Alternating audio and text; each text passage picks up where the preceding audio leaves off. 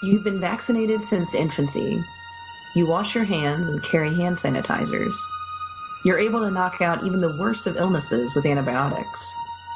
You're armed with Tamiflu, and Claritin, and Sudafed. But what happens when that superbug hits? Maybe it's a bioterrorism emergency, like smallpox, dropped on us by a political enemy. Maybe it's an antibiotics-resistant disease that naturally mutates and finds its way into your home. In an age when a simple cold can spread from person to person with nearly supersonic speed, can you survive when a germ is out for mass destruction? This is the No Fear podcast. We know what scares you.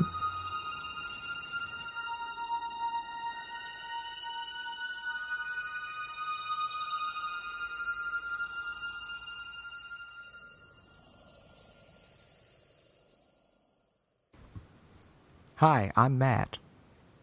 I'm Mel. I'm Lisa. And this is the No Fear Cast, the podcast where we dissect horror and all the things that scare us. This is episode 19, our third episode in our series surrounding the apocalypse, and this one is about contagion and plague.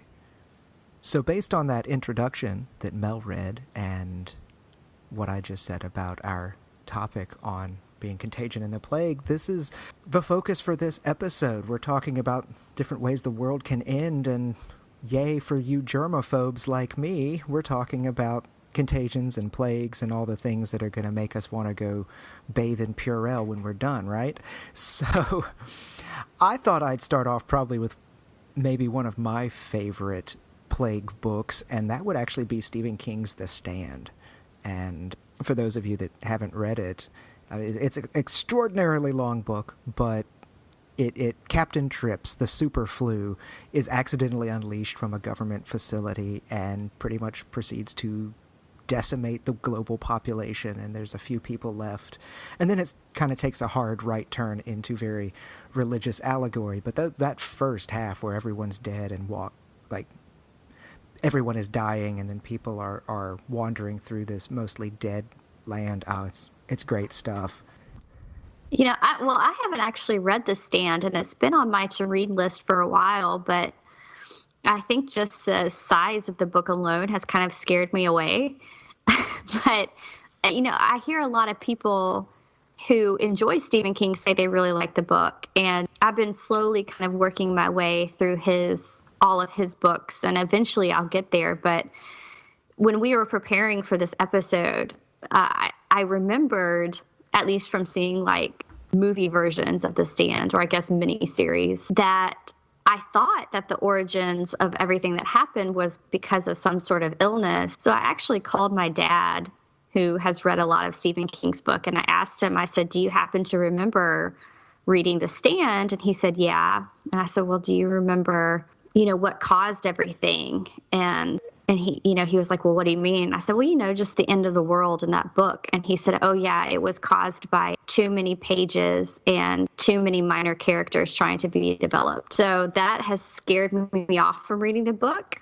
So maybe, Matt, you could persuade me in the course of this conversation why I should go back and read it. Because honestly, between a disease and I don't know how many pages are in that book, it's a lot.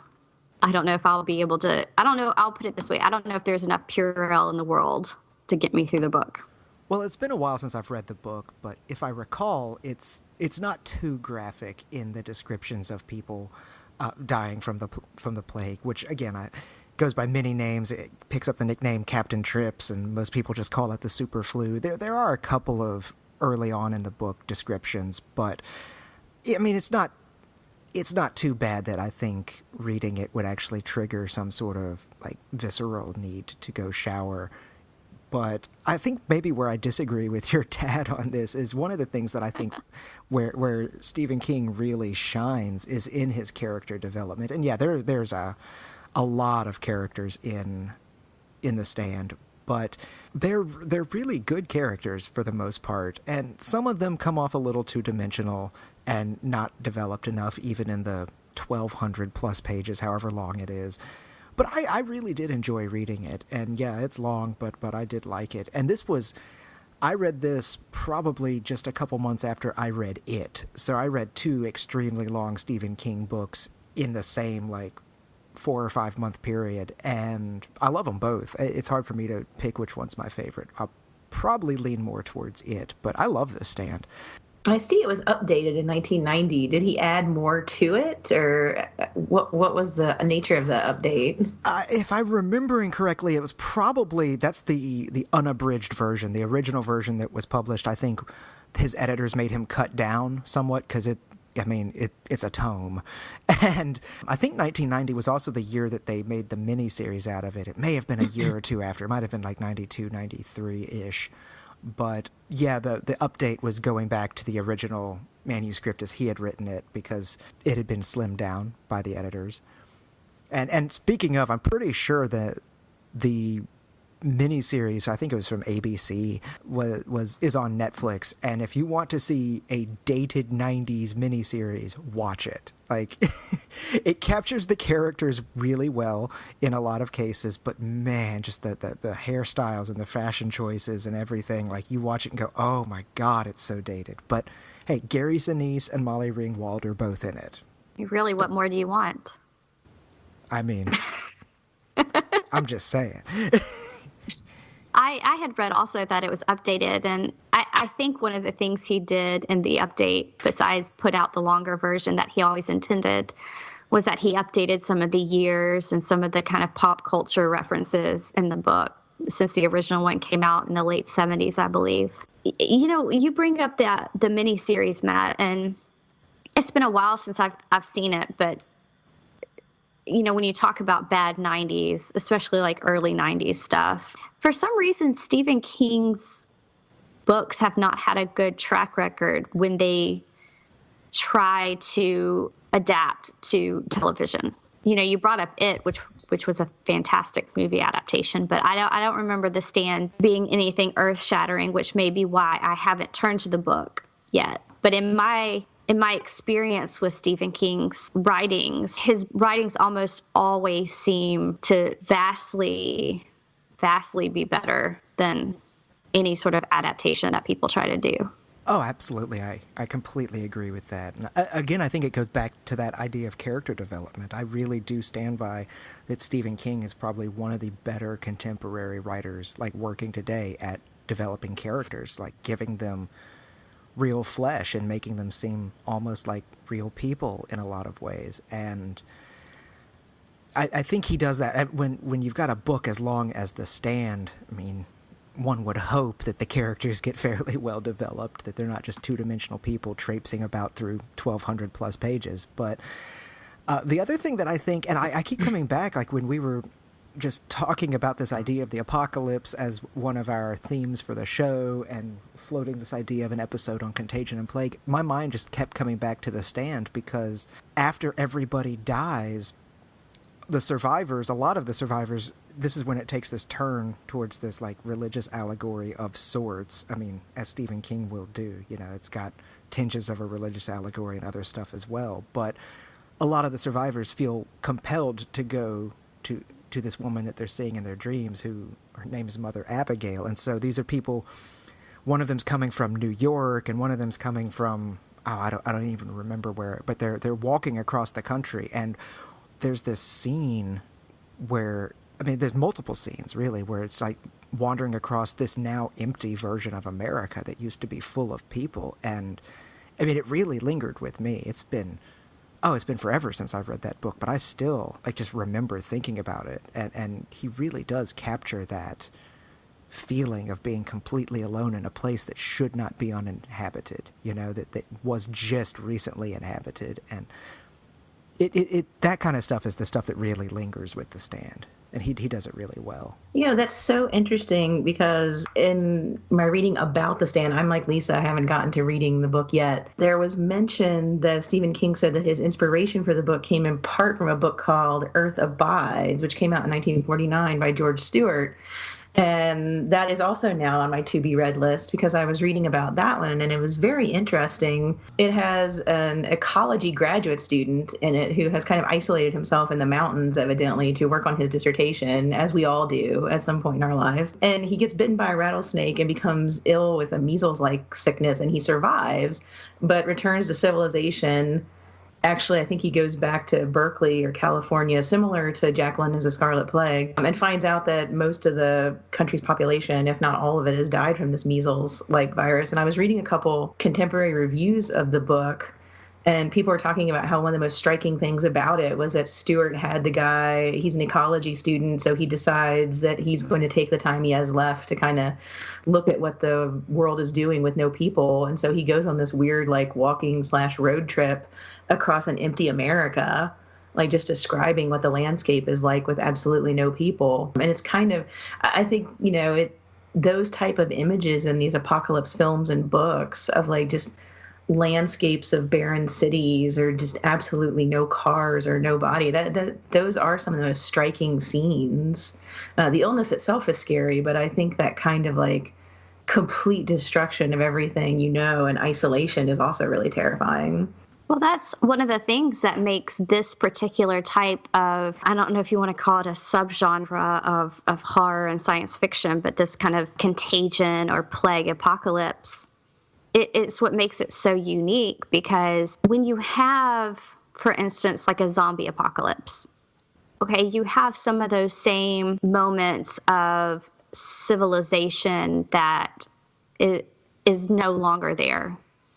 In The Walking Dead, they may go into a city or a town and find it completely abandoned. And that's eerie, but there's always the other zombies that are there, that are populating. And so it doesn't strike you as much. And it's the same thing if you have like an environmental apocalypse.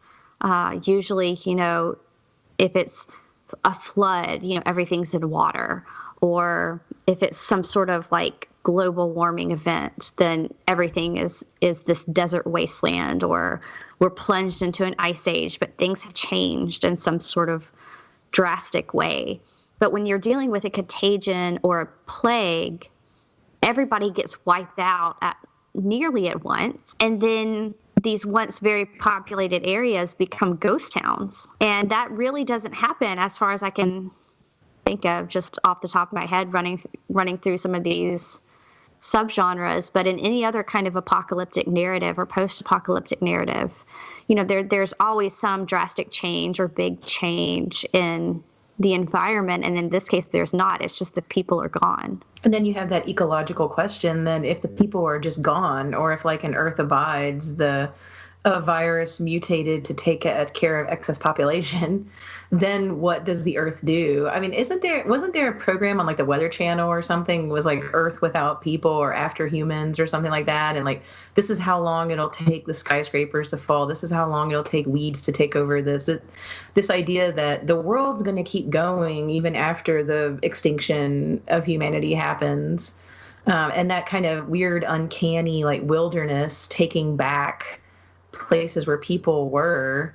Yeah, I mean, that kind of emptiness and weirdness is just terrifying. Definitely. And I believe that, I think it was a book called After People that they then turned into a show. I may have the title wrong, but After Humans or something like that then became the show that you're talking about. But I think it does come back to that idea of the uncanny, too, that it's these warped, twisted versions of what we once knew that are just slightly different because they're not inhabited. I mean, have you ever been in a completely empty subway station that should be full of people or something like that, or, someplace that should be full of people but isn't? It's a little weird. Or, I remember when I had an office in a university, going into there in the office building at night when nobody was there. I mean, there were a couple times I had a key to the building. If I needed to get something out of the office or whatever, I'd go up there. But it was weird because there was no one there and it was empty.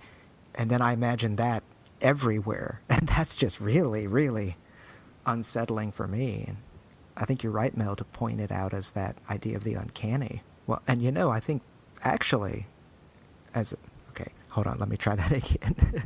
Another book that does that pretty well, and Mel, I know you've read it. Lisa, I'm not sure if you have, but Mel and I have talked about it, is a more recent book called Station 11 by Emily St. John Mandel. And pardon me if I'm butchering her last name there. But Mel, do you want to talk about Station 11 a little? One of the things I think is really interesting about Station 11 is that you have the apocalyptic event. If I remember correctly, it's a flu, right? Like a type of swine flu or something to that effect. Then she takes you into the post-apocalyptic world, and there is the aspect of that, I think it's something like, 80% of the world's population is gone, or so. She gives numbers at one point.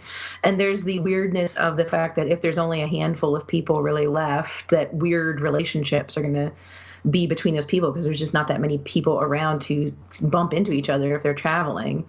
But as opposed to like something like I Am Legend, which has that last man effect of where you barricade yourself and you're walking through a wasteland, nobody around.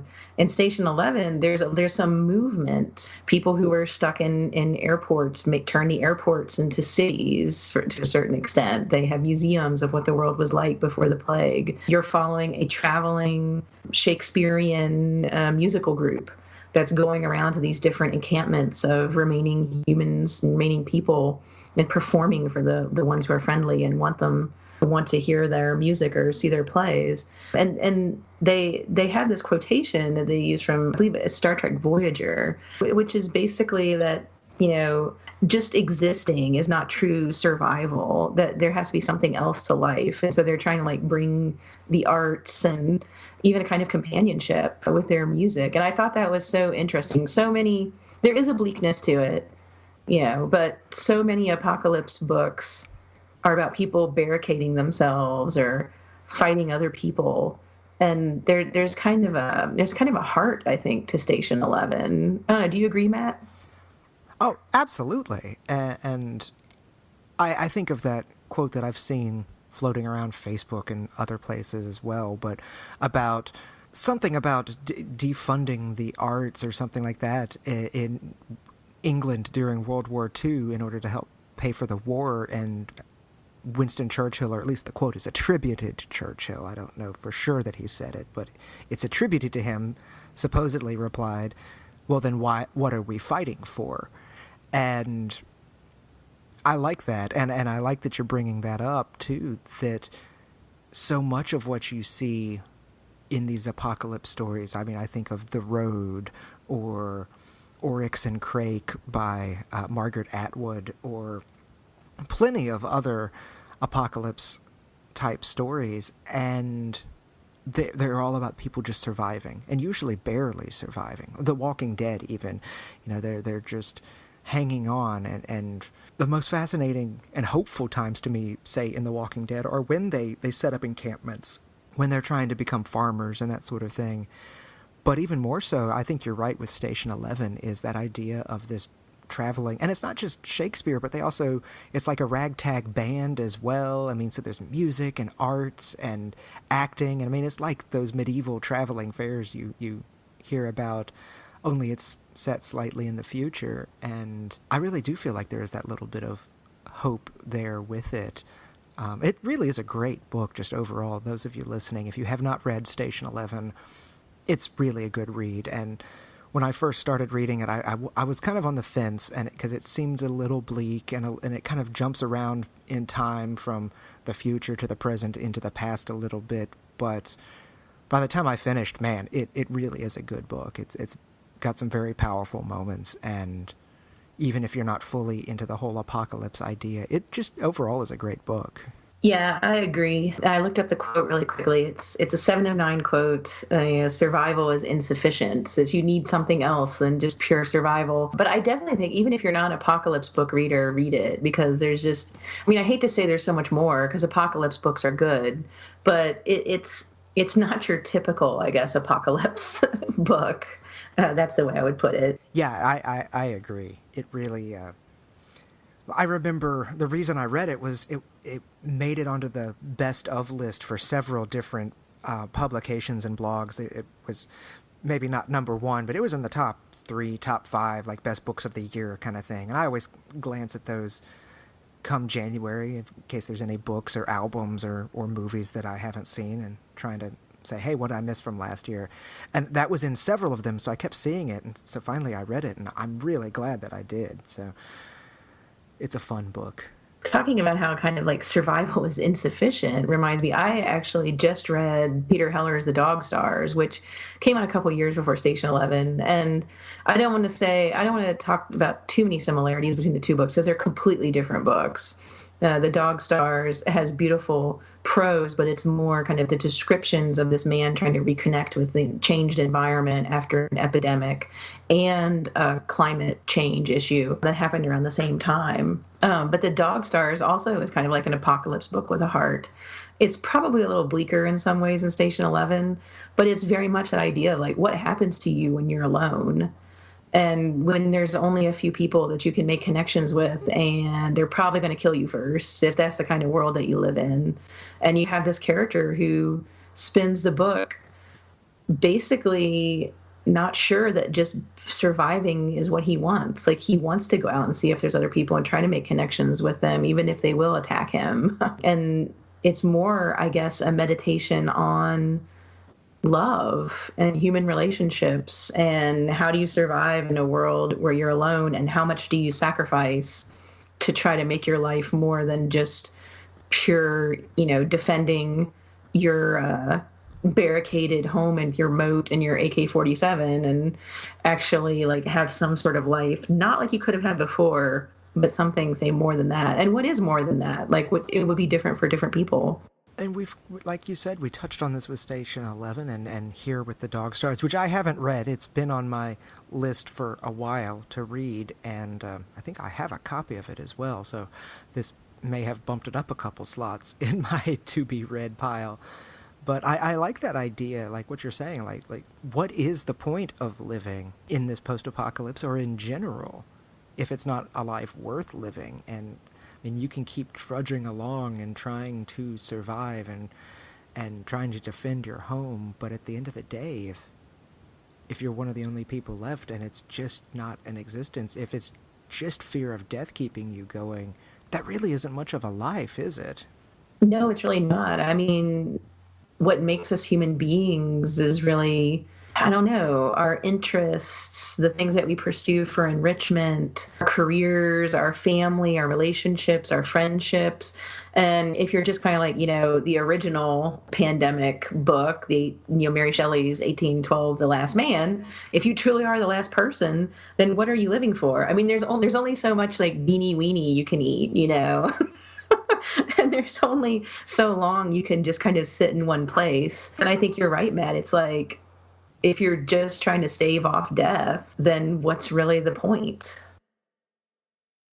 All right, talking about this idea of survival as insufficient or possibly being the only person alive, I feel like we should, I know I kind of mentioned this in passing, but I feel like we should give a brief shout out to I Am Legend, the Richard Matheson book from 1954, which I believe starts out with a war. I mean, this is all flashbacks. You're not actually seeing the apocalyptic event, but there's a war which messes up the environment, causes this almost like Dust Bowl kind of situation.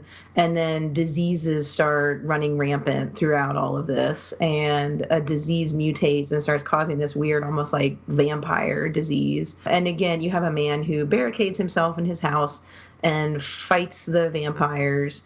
And I think we talked about in a zombie episode how the end kind of turns his entire philosophy on its head, this idea of the survival of humanity. He thinks he's the only person alive, but actually there are people who are different from the pure quote-unquote vampires in him. One of the things I think is interesting about I Am Legend is that it takes this idea of the last person alive and puts him in this position of like trying to make himself a scientist and do a single man kind of against a disease. And that seems like a big theme in a lot of 70s, 80s, 90s, and even into the 21st century movies in particular about alien diseases or Ebola or even like, flu on steroids, and how with our mobile society and all the forms of transportation we have, these things can just blow up and expand so quickly, kind of like we referenced in our intro. Lisa, do you want to talk about maybe one of those movies or books that deal specifically with people living in a disease spreading kind of situation? Yeah, you mentioned I Am Legend, and that's kind of one of those, I don't think I even realized it until you were talking about it, but it really has all of the apocalyptic events kind of rolled up into one big burrito, because you've got, warfare and ecological changes and disease that goes rampant. But then you also have that idea of the last man, but he's not at all in a ghost town. So it almost becomes like a zombie apocalypse situation, because he is the last man in the sense that he's the last one holding on to his humanity, I guess, or what makes him human. And I think that's where that book stands out from all of these. But you mentioned kind of more traditional types of Contagion books or movies that deal with illnesses. And one thing, a lot of the more recent ones, like you mentioned Station 11 and the Dog Stars, that do deal with more of the after effect and how we move on from just surviving. But the ones that really got me hooked on the genre, and we've kind of, we can't talk about an illness without talking about the movie Outbreak, because that came out the movie version came out when I was in high school. And to this day, there are scenes from that movie that terrify me, just absolutely terrify me. And I think part of it is that illness can take us down so quickly. We think we've got so much figured out, and all it takes is one virus, one bacteria, one just teeny tiny little thing that you can't even see. All it takes is one that we can't eradicate, and it spreads like wildfire. Yeah, Lisa, I think Outbreak is kind of one of those quintessential movies that we think of when we think of diseases that come from another continent, for instance, and through the easy transmission that we have today with all our mobility spreads, and maybe it's something that we can only contain, and it just takes the numbers basically to kind of push it over the edge. And Outbreak terrified me two ways, because when I was in high school, which this is a wonderful thing to do to high school students, we had to read the book and then we watched the movie. And so it was kind of like a thing of nightmares there for a while.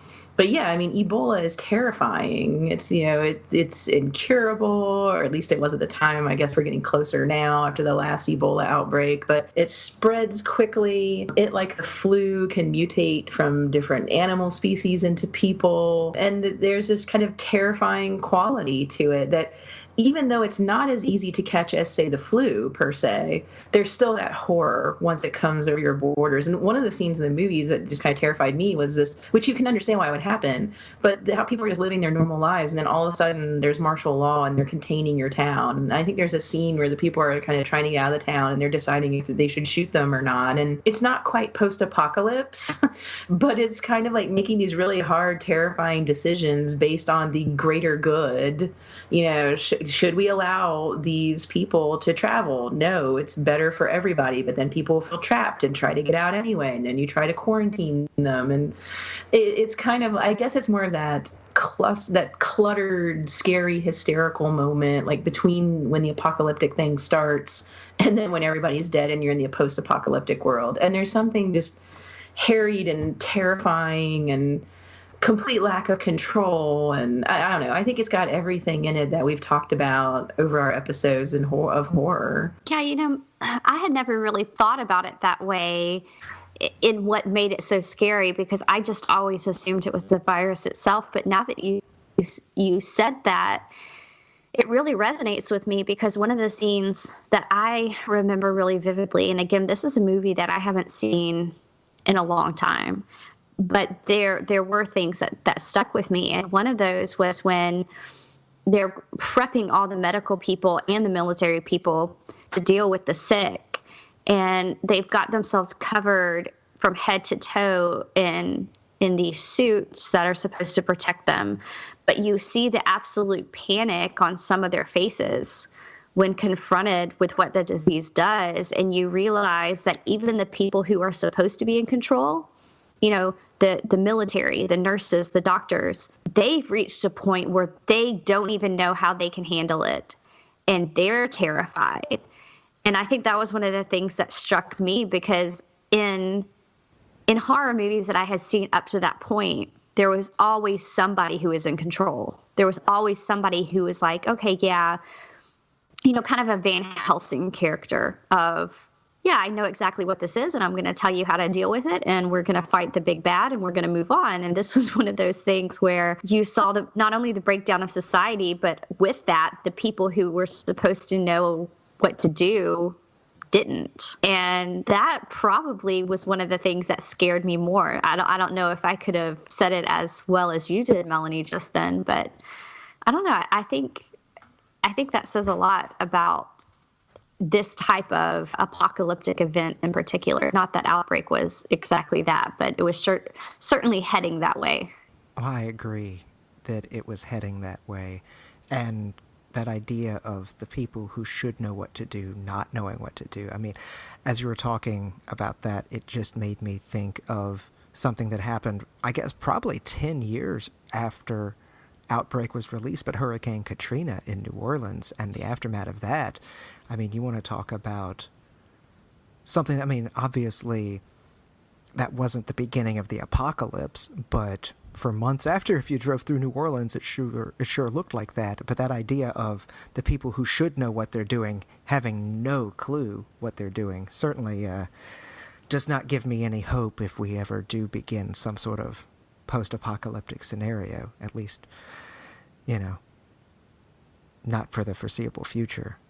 Yeah, I think there is something truly terrifying about that idea of like, there's no one to go to for help. There's no one who understands what's going on. There's no control. And I think that lends even more to the chaos, that the people who are supposed to know are just as confused and scared. I mean, for good reason if you're talking about Outbreak. But that's also something too, I think, we get sick and we go to urgent care, we go to the doctor or something. Well, if there's a pandemic, and I mean, I'm not trying to be alarmist here, though I did see today on CNN that we're supposed to be preparing for a pandemic at some point in the next several years. But if there was, hospitals will fill up. And then they're going, I mean, you should probably seek medical attention. But if the doctors are overwhelmed and don't know how something is spreading, if things are changing or mutating, the hospitals are going to be overflowing with people. They're going to be full of germs. I mean, I don't know, again, it's like turning everything we think like topsy-turvy. I'm sick, I should go to the hospital. Well, maybe you shouldn't. But even if you stay at your house, maybe someone's going to come and try to quarantine you or take you to the hospital. I mean, I don't know, there's so many ways that it preys on our feelings of fear and vulnerability and loss of control that it kind of is. And the more we talk about this, the more I think that maybe this might be the worst of the apocalypses. Because at least if an asteroid falls on you, if it falls on you, you're gone. You don't have to linger through a disease or be worried you're going to catch it. Number one, you absolutely terrified me with that. And I don't know why you would have shared that CNN pandemic warning, but thank you for the sleepless night that's now coming for me. But no, when you were talking about the hospitals being overrun, that in and of itself is a bit terrifying when you can't turn to help to the places you normally would go to. And I don't know if you've read this book, Mel, or if you have, Matt, but Joe Hill's The Fireman has a scene that's kind of similar to that, where this, illness, I guess, for lack of a better word, hits and starts spreading, and people start getting this rash that almost looks like dragon scales on their skin, and it eventually causes some sort of like internal combustion. And people are turning to the hospitals for help in the early stages of this and trying to get things under control. And there's this great scene where there's just people lined up outside waiting to get in. And you can hear the people kind of panicking and demanding. And, some people are holding their children and, they're trying to get help for their loved ones. And it's a terrifying scene. And he tells it from the point of view of a nurse who's trying to help and, who feels helpless. But I think that is one thing that does make this particular brand of apocalyptic fiction very, very frightening. And it all does go back to that idea of you can't go to the places you've always been able to turn to. And what do you do when those aren't available anymore? Well, along with that, since we're talking about this idea of contagion and plague, I mean, yes, I mean, part of it with a widespread pandemic, you're going to see this complete upheaval of things, but let's not also forget the fact that we're talking about actual diseases. And I think one of the things that's scariest for me about this particular type of apocalypse is the very nature of it. It's microscopic. You know, like if this were a zombie apocalypse, you know where the enemy is. It's the shambling corpse coming that's trying to eat you. But if it's something that you can't see, how do you know when you're infected, you know? Or how do you know if someone else is not infected? Because, you know, there's always an incubation period, and maybe they're in that window where they're asymptomatic, but they've got the disease. And, I mean, but any widespread disease, of course, causes all kinds of social upheaval. I mean, look at the Black Plague in Europe in the Middle Ages. Look at the Spanish flu after World War One. I mean, there weren't riots in the streets at that time, but I mean, there were enough sick people that, I mean, there just wasn't any place for them, it seems like. And you make that on an even bigger scale, and man, it's when you can't see your enemy and your typical weapons such as antibiotics or antivirals don't work, well then what do? You know? Me, I'm going to invest in a hazmat suit and a whole bunch of like filters for the air filter attached to it, and I'll see y'all later. Well, now, Matt, you bring up a good point when you're talking about knowing who your enemy is, because, you know, we bring up the movie Outbreak, and even to some extent, if I'm remembering correctly, the Andromeda strain, which was another one of those that I read, I think when I was in high school, and it must have been around the time of Outbreak, because I kind of got into that subgenre for a while and I wanted to read all about it. But those type of viruses, when they hit, I mean, you're bleeding from your eyes and your nose and your ears and your mouth, and it's quite obvious who is infected. But in some of these, it's not. For instance, in the movie Contagion, one of the things that happened was Gwyneth Paltrow's character, I think, she's traveling for work and starts sneezing. And we, as the audience, know from other scenes and because of the type of movie that we're watching that this is just the beginning of this worldwide pandemic. She doesn't know that, though. She thinks it's just a cold, and after a day or two, she'll start feeling better. And to tell you the truth, I don't remember that movie all that well. I don't think it made much of an impression on me, but that moment did, because it was so different from other ones that I had seen, like I said, where you're bleeding out from every part of you that can bleed out. Or, you know, we've mentioned London's The Scarlet Plague, and then, you know, you get red all over, and there's some sort of visible sign that you're sick. But if you just sneeze, how are you supposed to know the difference between just the common cold and something much, much more insidious? And think about that next time you sneeze. Well, since you brought up Contagion, I mean, I was already aware of this statistic, but they bring it up again that the typical person touches their face, something like 30 times in an hour or something like that. So just let that sink in. And then think about how many times you touch your eyes and your nose or even your mouth, and how many access points germs have to get in your body, and tell me if you're ever going to go outside and interact with anything or anyone ever again. Because after watching Contagion, I really wanted to just like take a bath in bleach and stay away, like get into a sterile room at the CDC and never come out for a couple of days. I was just thinking, as a teacher, I'm like triply afraid. That's where all the stuff starts, right? I mean, even a couple of these books we've been talking about, they start with graduate students and professors. But that's another issue, is that we all go to work sick, right? We go to work sick and we go to school sick. I mean, I'm not saying everybody should just stay home the second they feel bad, but you're right, Lisa. I mean, somebody's like, I don't feel so hot today. I think I'm still going to go in. And then you sneeze a few times. And then according to Matt, we're going to touch our faces 30 times. And then we're all screwed. Like, that's how fast it goes. Yeah. And that really, I think, is where the horror comes from when you talk about diseases and contagions, and not just in a plague or in an apocalypse situation, but just in general. I mean, that's where the horror lies, is The fact that it's, without the aid of a microscope, that's something that we're just not capable of tracking on our own. And I mean, just think about it. I mean, I picked up mono once, thank God only once, and I knew nobody who had mono. Nobody I had known or interacted with had mono, but I had it. And, I went to the doctor and she ran a test on me and came back positive for mono. And I asked, and she said, well, you work around a lot of college students. You've been exposed to it. And that, again, made me want to go run to that CDC safe room. Yeah, well, I can't even form sentences right now. That's how much this is all scaring me.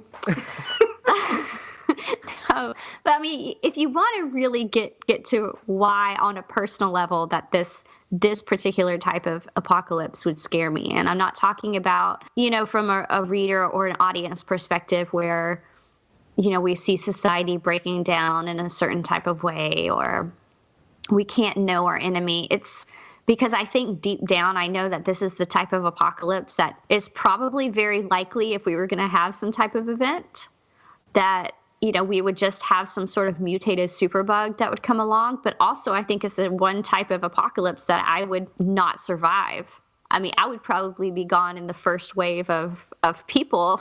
And it's for all the reasons you've talked about. I work around college students. I teach. I have 2 preschoolers at home.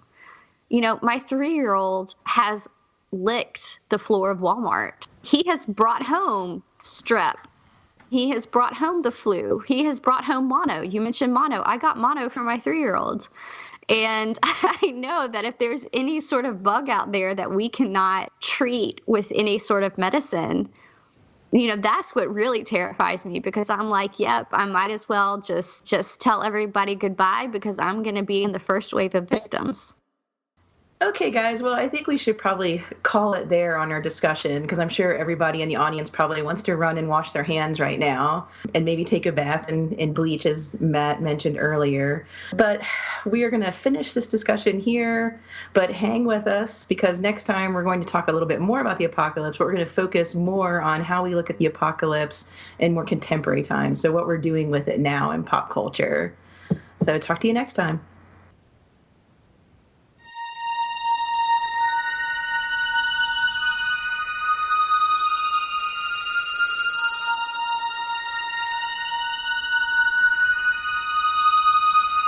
This is the No Fear Podcast. You can find us online at Twitter and Instagram at No Fearcast. That's KNOW Fearcast. Or our website, nofearcast.com. If you want to contact us, send us an email at nofearcast@gmail.com. Download us through iTunes, Stitcher, or anywhere else podcasts are found. If you like what you hear, leave us a 5-star review on iTunes. Or you can support us on Patreon. Supporters get special perks, such as early access to our main episodes and exclusive mini-episodes, released in the weeks in between our normal schedule, depending on the tier you choose. Even a little bit makes a big difference. The No Fear Cast. We know what scares you.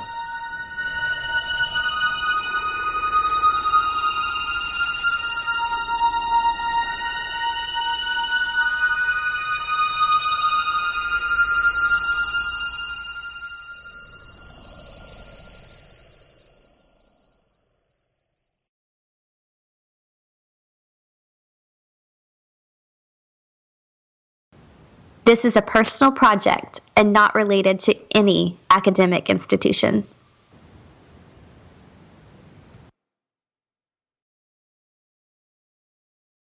Pass the Purell, please.